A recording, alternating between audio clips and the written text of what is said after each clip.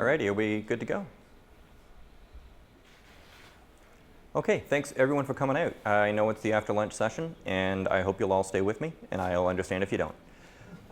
So my name is Michael Priestley, like it says on the slide, and I work in now the CIO's office. My sort of corner of the company remained intact and transferred over from strategy and technology over to CIO's office because our scope increased again. And our scope is basically content across IBM, whether it's internal content, external content, consumed by employees, consumed by clients. And we look at how the content is developed, how it's managed, how it's created, how it's archived, how it's destroyed. You know, basically anything you can do with content, we care to some degree.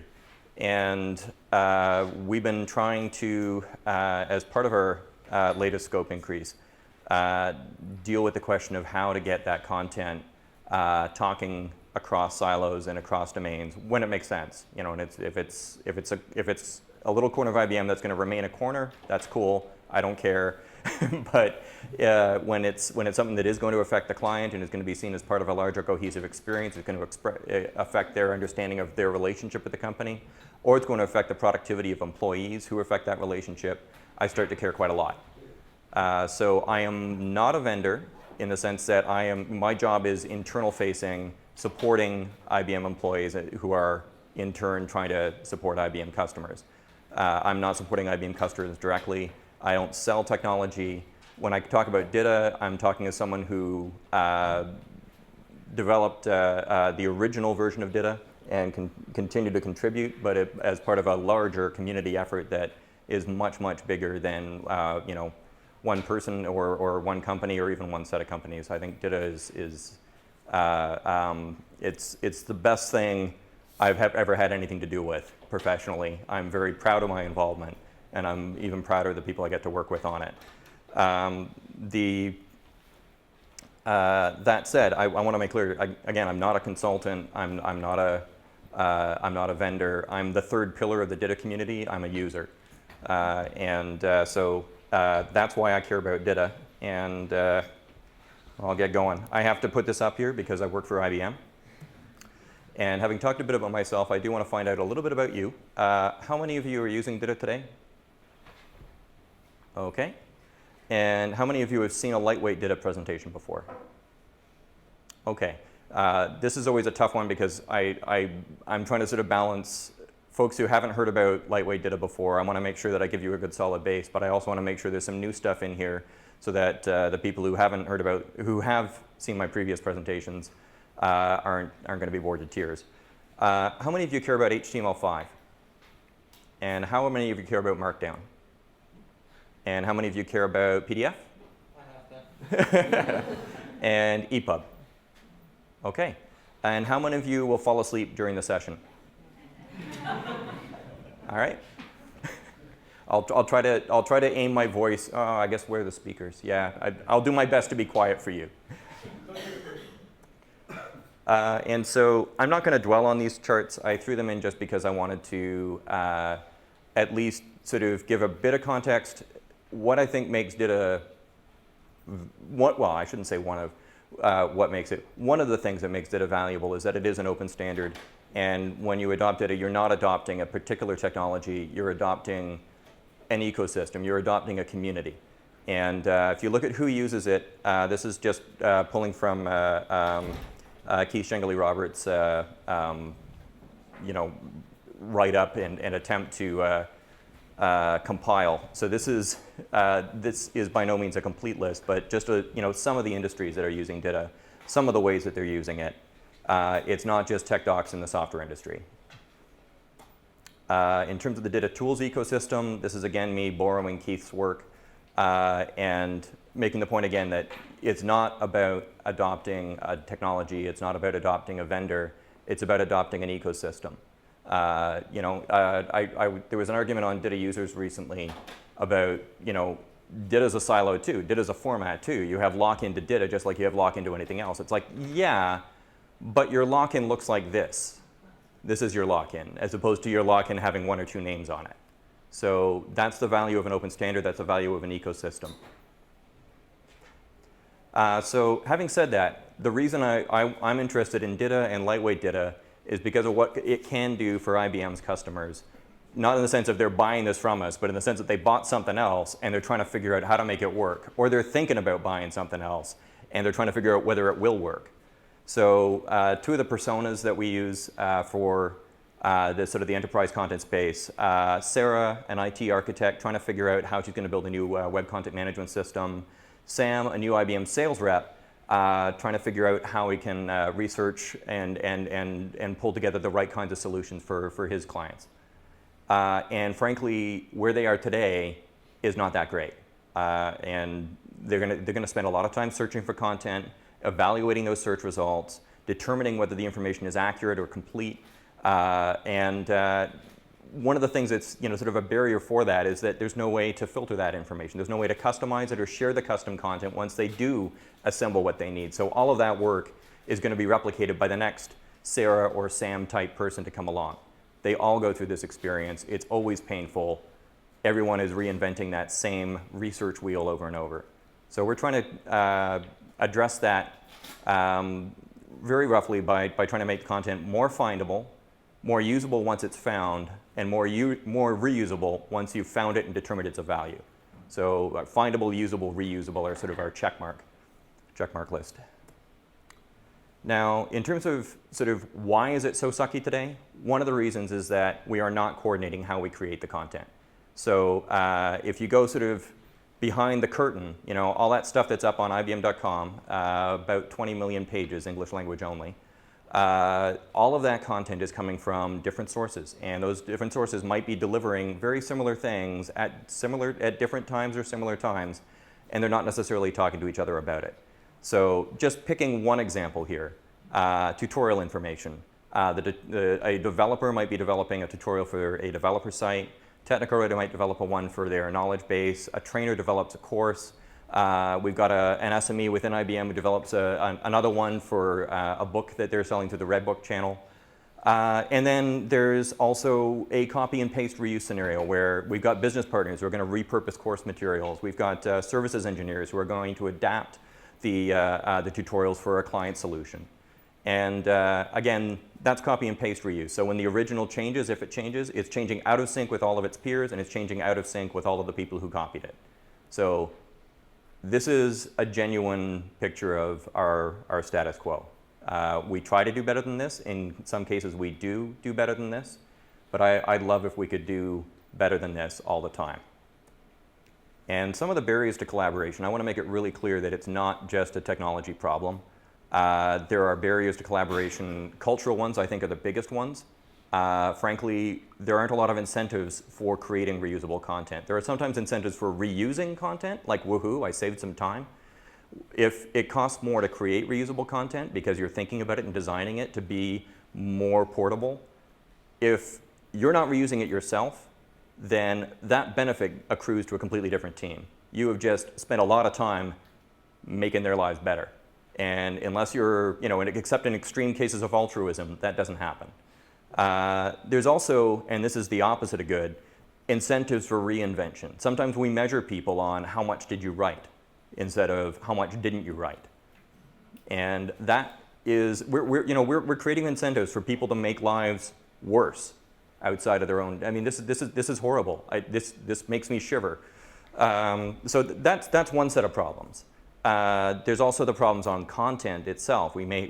Just simple things like saying, okay, why do we have 5 different ways of authoring a tutorial in IBM? So inconsistent content types, inconsistent classification. We recently had a case where we had a system full of content, and we were like, all right, we are going to sort of make them the case study for an enterprise-wide reuse system. It's actually a case study I'll be talking about at DITA Europe next week. Marketing content and looking at DITA as a long-term solution for a runtime reuse engine with adaptive filtering and all sorts of amazing stuff. And all of it was richly classified with a custom taxonomy that they'd invented, instead of using a corporate taxonomy that did exactly the same thing. And why? Why would you do that? Because it was slightly easier for them. It's a lot worse for everyone else, but the benefits didn't accrue to them at that time. Now the pain accrues to everybody else. But again, so adjusting the corporate culture and adjusting the corporate incentive systems are a big part of this. I mean, in that case, we actually had consistent classification schemes available. They weren't used. Process, we don't have necessarily the governance that we need to crack the whip when we need to. And these are cases where I think absolutely a whip should have been cracked. I'm more of a carrot kind of guy generally, but this should have been whipping. And a lack of feedback. You know, I hate to say this, but there are a lot of cases we've got feedback mechanisms in IBM. Someone is listening to the screaming. And to be fair, also the cries of delight, right? We've got happy customers too. I don't mean to be dwelling on the pain points. But the feedback doesn't always make it back to the person who caused the problem. So we don't necessarily have corrective action taken to avoid it the next time. We have a Band-Aid put on it. We have, you know, sort of a workaround put on it instead of fixing the problem at the source because we've lost track of where the source was. It's been copied and pasted 20 times by then. There was, I'm going to borrow an example from an IBM services guy I talked to who was talking about content in the government budget area. And he gave me an example of a case where a $20 million typo caused the elimination of an entire government service. And they found out 3 years later that it was a typo. And it was a typo that had been introduced by a copy and paste error. And they didn't know when, or where, or how. They just knew that they had eliminated a needed government service. I mean, if you're a small government person, you know, I respect that. But at the same time, we probably shouldn't make decisions about prioritization based on copy and paste errors. That probably isn't the ideal prioritization, you know, process. And so finally, I'm going to get to the stuff that we actually have an easier time of, frankly, tackling the technology issues. And because I'm a chicken, I'm going to focus on the technology issues for the rest of the presentation. And the first problem is lifecycle silos. When you've got an authoring group with an authoring system and a delivery system, and it's all tied together. And the result is from a customer point of view, or a client point of view, the first question they have to ask is not, what do I need? The first question they have to ask is, I wonder who in IBM would have created the content that I'm going to need so I can go to their delivery system and look for it. I mean, IBM is a ridiculously large company with a ridiculously complex set of internal structures. There's no way that understanding that structure should be a prerequisite to getting the content you need. We should not be exposing our internal organizational structure as part of our delivery mechanism. It should be about what the customer needs, not what we did. And then the other point, we've got a lot of cases where even if you could integrate across silos from an API perspective, the freight of that API would be would be a format that has no mapping. So, you know, we can connect the pipes all we want, but some of the pipes are carrying water and some of them are carrying, you know, I don't know, liquid nitrogen. It's not enough to do plumbing. You got to agree on what the pipes are carrying. So how do we break down those silos? A very popular one in CIO circles is to build a bigger silo. And I'm a fan of that to a degree, with the caveat that there is no silo big enough to cover things like cross-company reuse scenarios. I cannot tell all our business partners that they should be in our FileNet instance. It is both unreasonable and impractical and impossible. There's also the possibility of integrating across silos. So we say, oh, you don't actually have to, you shouldn't have your own content management system. You should just integrate with ours. But then that means that every reuser of our content has to have user access to our FileNet system. And that also is perhaps not an entirely reasonable practical system. So the third possibility is, what about portable content? What if we could take the content out of one system and transfer it to another? And frankly, that's what we do with a bunch of OEM providers right now. In some cases, it's as primitive as we zip it and send it. You know, like it goes to an FTP site, they pick up the zip and unzip the content into their CMS. The fact that we can do that, even something as primitive as sending a zip, and actually have the content travel you know, from one company to another with relationships intact, structure intact, metadata intact, you know, all of those things ready for them to pull in and adjust and integrate with their content to produce their solution deliverable. That's because we have standards. So what about formats? Because I talked about that, you know, having APIs isn't enough. What goes through the APIs needs to be the same thing, or at least mappable. Formats are silos too. It's another kind of silo. It traps people in a particular authoring environment. And I make that sound like it's a horrible thing.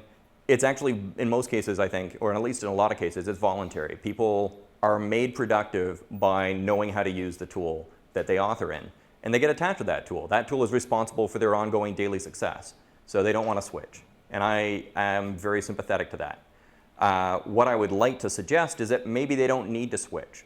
Maybe what we need are common content attributes like structure, metadata, granularity that could be surfaced and provided by a variety of different tools with different formats. And the fact is that every format has strengths and weaknesses that make it suitable for a particular need. Maybe what we could do is try and preserve those strengths for the people that need them, minimize the weaknesses to allow the content to travel into different hands, and thereby enable enterprise collaboration. I have that dream. So jumping straight into why some people don't like XML. And this is one of the things where I was recently working with a graphic designer on a set of slides because it was, we actually had a graphic designer for a brief period of time. And I put up a slide like this and she'd say, why would you do that?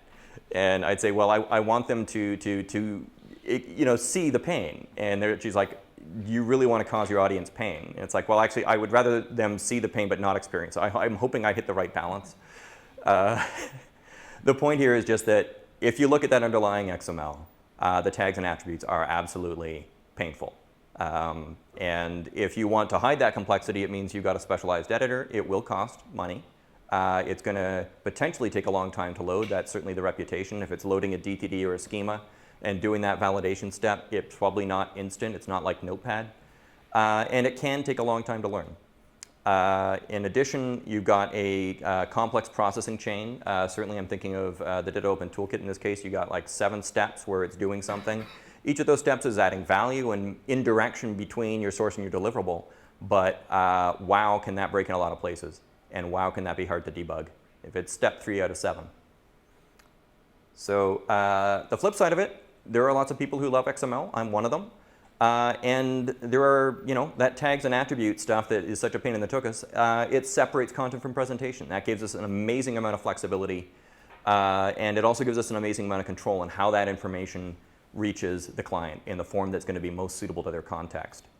That separation of content from presentation also gives you the ability to have specialized editors. So the same content might have one editor for an SME, a different editor for a full professional author, exposing different levels of functionality and making different functionality, ease of use trade-offs based on the authoring needs.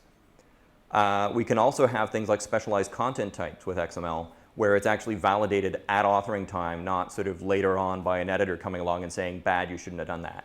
You broke the template, bad. It's nice when the template can say that right up front. And finally, that multi-stage processing chain, which is such a pain in the tuchus, allows you to do things like collect content from across multiple sources, collect it in different ways, do filtering, substitution, linking, assembly, layout for the device or format, and all of these are the things that happen before you even choose whether you're delivering HTML5 or EPUB or a Kindle or a PDF or embedded help or Word or OpenOffice or slides or some other help format, right?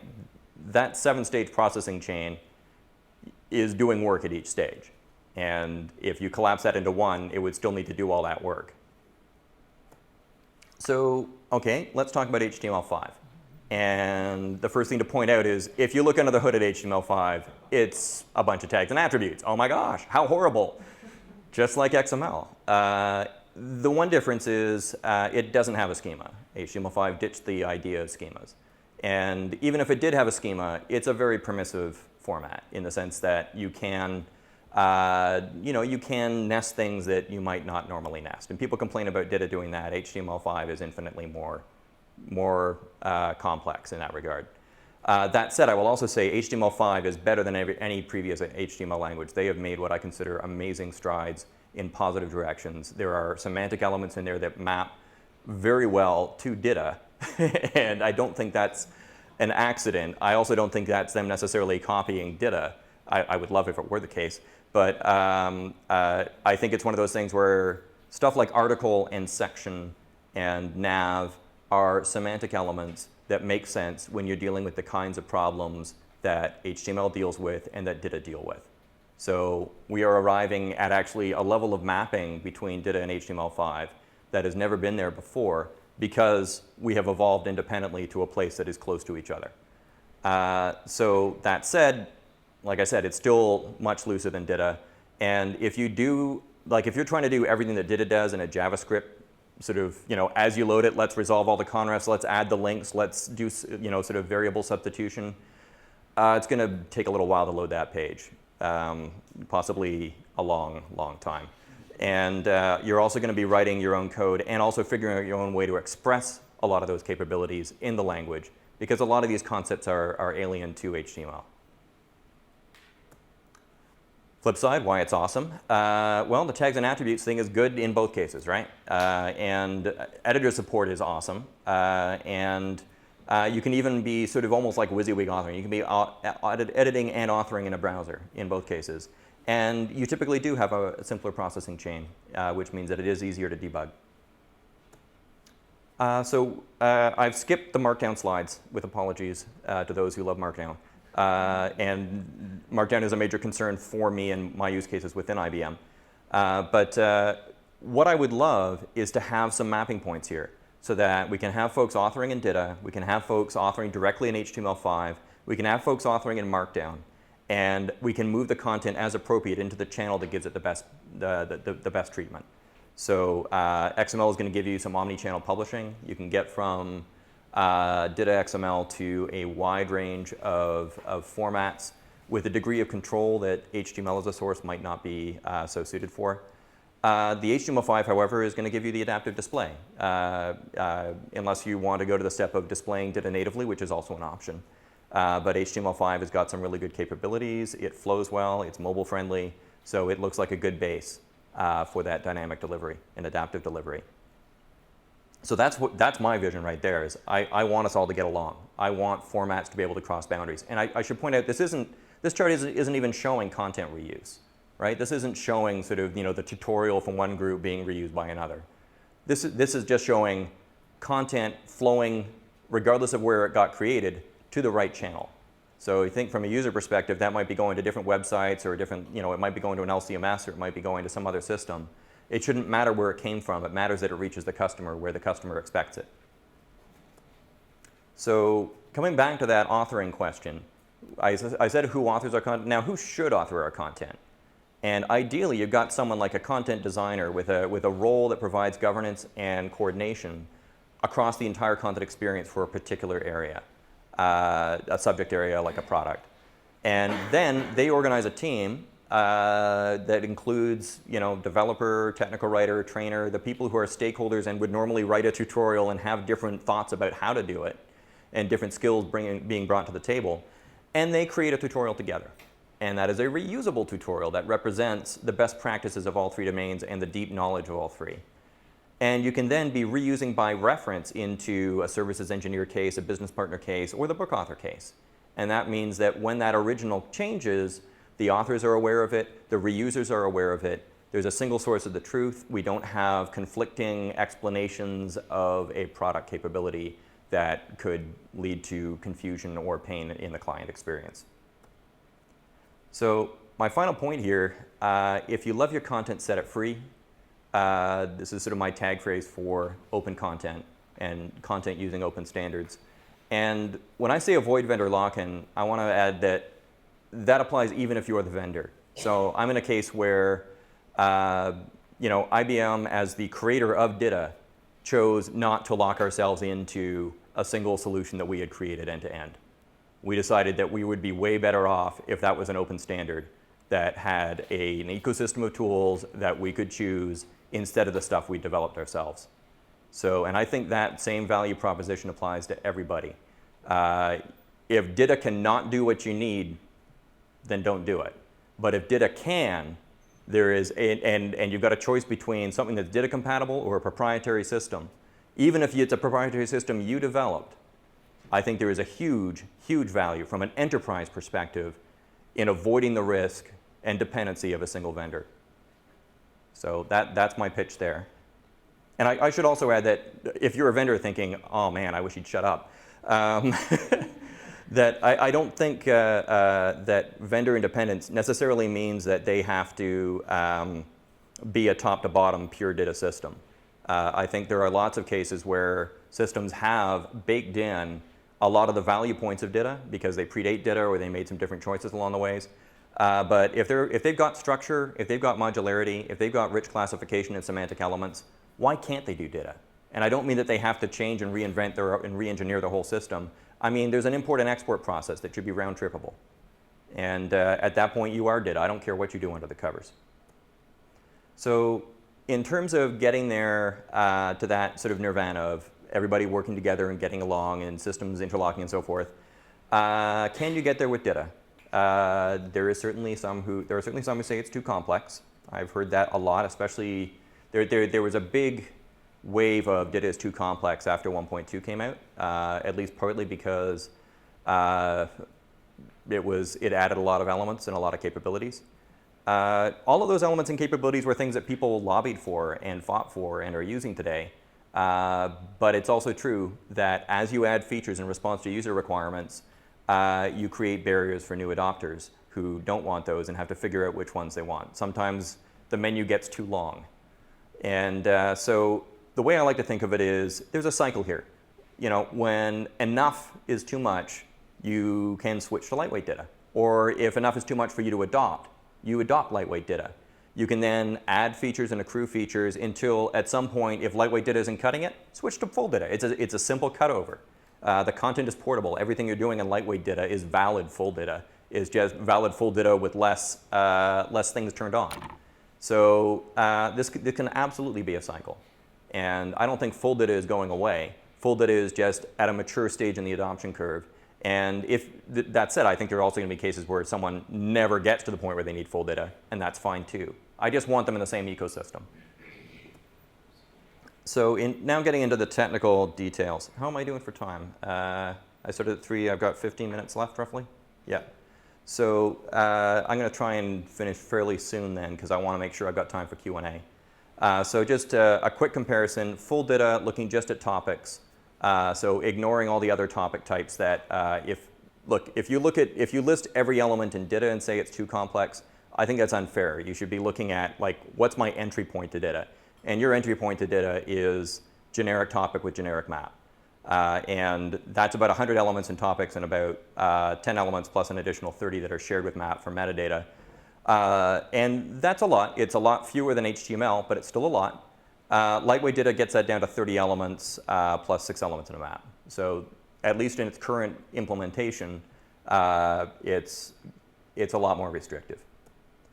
That said, it's not just about eliminating elements. I think element count is actually a kind of dangerous measure of complexity, because if you have a DTD with one element called node with a value in it and it can nest, that is a very low element count. What you're actually doing with that infinitely nestable node is not exactly calculable. You don't know what you've got. Another example of complexity, if one of your elements includes this is the escape where we now allow any kind of HTML content to be included. You know, your element count might be low, but your documents are going to include potentially the full range of all of HTML content in that little escape clause. All that said, I think where you do eliminate complexity is where you eliminate choice points.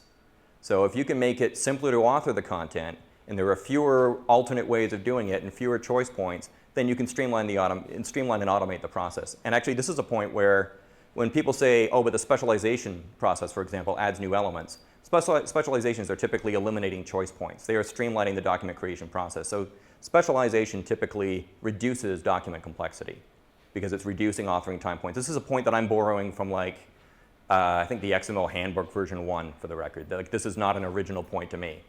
So what we've done, though, with Lightweight DITA is eliminate some choice points, eliminate some features. So no related links, a much more limited prologue, eliminating one of the table models, and also simplifying the content models. This doesn't change the tag count, but eliminating cases of blocks occurring inside paragraphs, for example. or places where you can be mixing paragraphs and phrase level content in the same context, like section.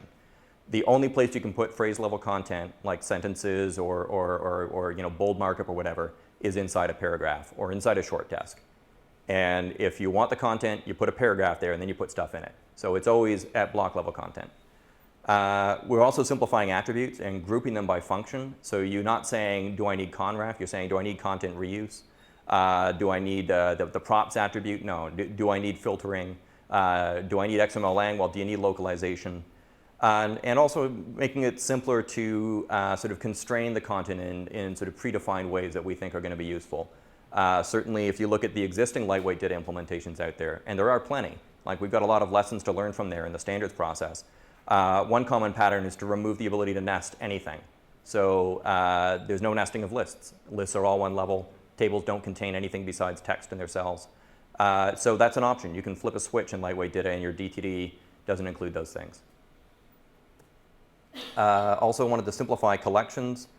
So no actually I said no metadata. Limited metadata, no rel table. Only one way to specify the title, and same thing with the attributes. And simplified classification.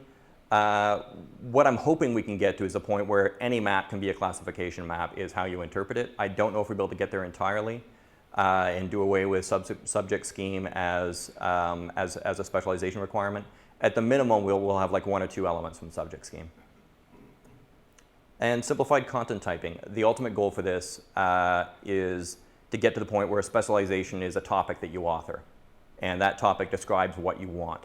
And you then press a button and you get a authoring prototype, you get a DTD or XSD or RNG, potentially an HTML5 implementation, potentially a markdown template, and you're done. So that's the goal. So can we get there with DITA? And again, I've been sort of previewing here the idea that maybe it's not just XML. And it can come in flavors. And I posted a blog a while ago doing a fairly complete draft mapping to HTML5. I'm working with one of our internal content strategy folks who works on developer contributed content on a sort of tentatively called marked DITA here, but the idea of DITA in Markdown. And I think it is possible to create content in a variety of different formats. And the point here is not, I got to make this really clear, I'm not talking about a complete mapping. Everything you can do in Markdown, everything you can do in Word, everything you do in HTML will have a DITA equivalent. That, I think, is a red herring. The value, and it's the value that the Markdown folks have already seen, is in limiting the options to increase your opportunities. So limit your authoring time options and increase what you can do with the content. So I'm talking about common denominators across these formats. So you limit what you can do in HTML5 to articles with with sections inside them, with certain structures around the metadata use, for example, and certain extension attributes for things that aren't native HTML aren't native HTML capabilities. Although I should add that full credit to HTML5, they give you the ability to add attributes that extend the capability. So I'm definitely expecting to use that. It's something that, again, is coming with HTML5 that I think is super useful for mapping to DITA. And if you get to that common denominator set of templates and structures, there's no reason DITA can't be a cross-format standard. And some final thoughts. I think now in sort of my role as enterprise content technology strategist, I am really feeling this. Common standards and strategies should not be about eliminating differences. You don't want to reduce differences, especially ones that are counterproductive or not buying a big amount of value. But there are reasons in a lot of cases for those differences, and you need to respect them, and you need to manage them. Doesn't mean you ignore them. Like, oh, they don't count because they've got an exception.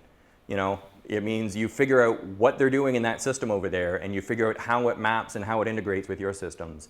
And you have an enterprise content strategy that consolidates into content hubs where possible, integrates along standard APIs when it's not possible, uses standard formats where possible, maps across formats where necessary, and has core content types where possible. And if those core content types aren't cutting it, use specialization. And you could be using specialization to create relationships among a set of different Markdown templates or HTML5 templates it's still that idea that we want to create a relationship among a family of related content types to allow reuse of processing and automated inference across that set. So next steps, first off, you can review everything the Lightweight DITA subcommittee is doing at that URL. I should mention we're starting on this with scenarios and personas and content requirements analysis on a per industry basis. Just to give you a preview of our first set of concerns, the list currently is software development because they've got an IBMer on there.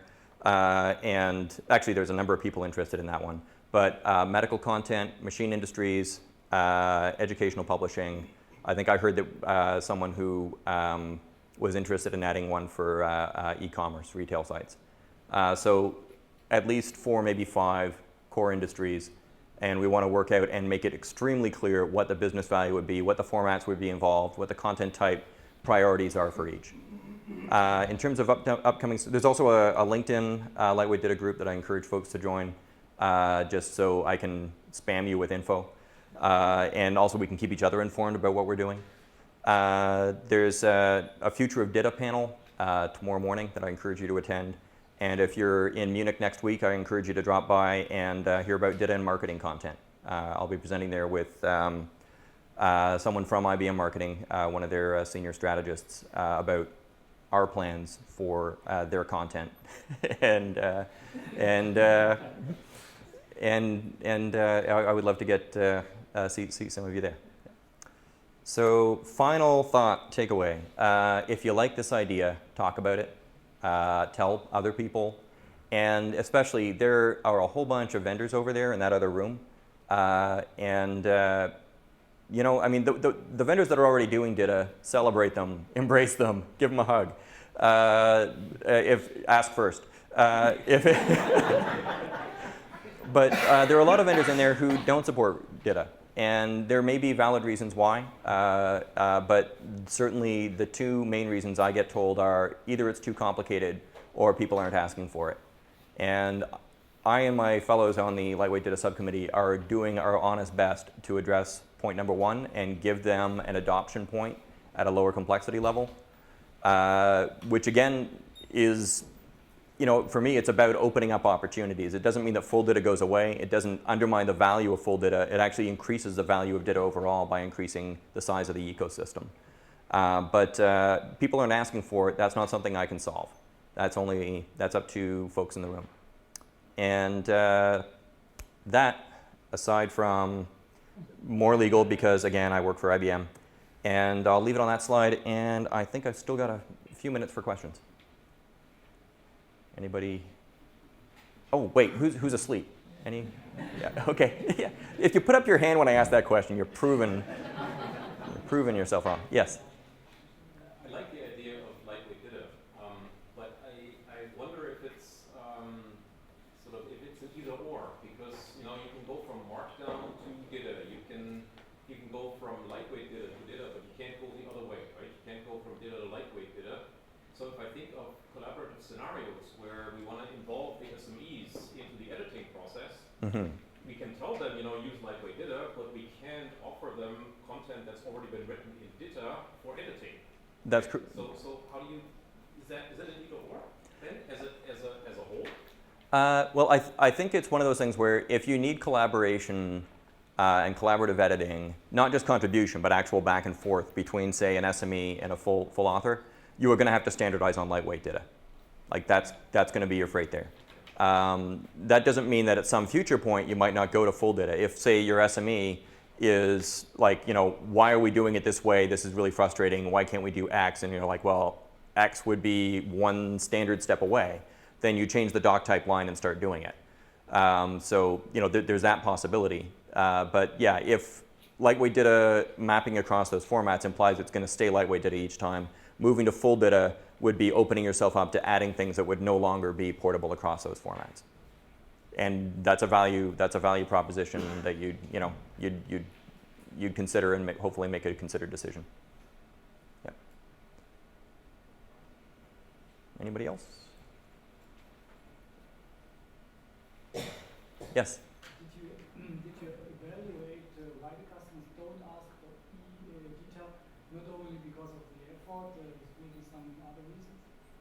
So why aren't they asking for DITA today? You know, I don't always know, because I mean, I've talked to people who complain about lack of DITA tooling in their space, and I've said, who have you asked about it? And they've said, well, they don't support it. Like, they just don't ask. They go to the website and they evaluate the feature list, and they go away.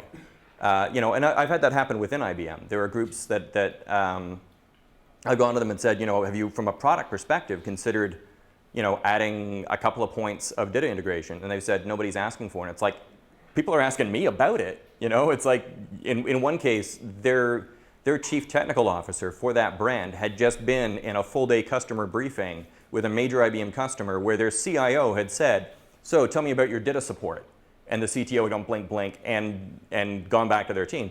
So for that product group to say nobody's asking for it, it's like the CIO of your major customer just asked for it, and you don't know about it. So if we can mess things up that badly within IBM, it's clearly not all the lines of communication are clean. There's something gumming up the works. And you know, for all I can say is, I mean, just prove them wrong. If you want this and you want to go to a vendor, you know, sort of make it clear. And I think what I'm really asking is for folks to move from passive consumers of product information to being, you know, questioners. And I think that maybe that's what's underlying this, is that in a lot of cases, users of products see themselves as simply consumers. And so they don't ask for DITA, they simply move on to another product instead. And so, you know, people with products that could, you know, that meet sort of, you know, 5 out of 8 points for a customer, don't find out that they'd have that customer if they had the other 3 points that were about DITA. But that's me speculating, right? I mean, we already chose DITA. Yep. Yes? Yeah, just an anecdote to sort of back up what you were saying. I had a client, they didn't know what DITA was. Mm-hmm. You know, they'd never heard the word, and they didn't care. They had a problem they needed to solve. I started telling them, I didn't use the word DITA either. I just started to tell them what it did. I got 3 sentences out. They said, we want that. Yep. Right? They got it right away. This was a fairly geeky company. Yep. And they understood about modularity, they understood about reuse. They got the whole thing. Yep. Now, one thing I got to watch for that though, because I think first off, those points are, I mean, they are DITA selling points, right? But there are proprietary systems that have those same selling points. I went through a mapping exercise within IBM with a company that we bought called Connexa. They've got an LCMS, and it's a structured database with modularity, reuse across deliverables and formats, internal metadata structures, content typing. It's, you know, you look at their business value proposition sheet, and it's a DITA crib sheet. And it's not that they cribbed from DITA. They predate DITA. They developed a proprietary solution that had major value. They sold it to the customer. They made money. It's called capitalism. But what made that interesting was they had some people asking for DITA. It was just they were concerned about the cost that it would take to re-engineer the whole system from top to bottom to support the standard. We wrote an import-export rule that mapped them to basically lightweight DITA. And when I say we, I mean John Hunt wrote it. And it took him about a month part-time, sort of working on it in sort of spurts. Most of it understanding the problem, right? You know, it was a lot. My point is, it wasn't a month of full-time development effort. Yeah, he had a clean import-export with round-tripping out of it. And there's no reason why, if a company has that set of value propositions, my first question is, if it's that close of a match to the DITA value props, how hard can it be to write a round-tripping transform? If you're already talking about modularity, structure, metadata, we're in the same ballpark. Like, it's not like you're talking about creating a whole new system from scratch. So, yep. Any other questions? And well, thanks so much for coming out and listening to me talk. And thanks also for the great questions. And I'm happy to talk further about this at any time if you want to follow up. Thanks. Oh. And you can provide anonymous feedback up there if there's things that you want to tell me off the record.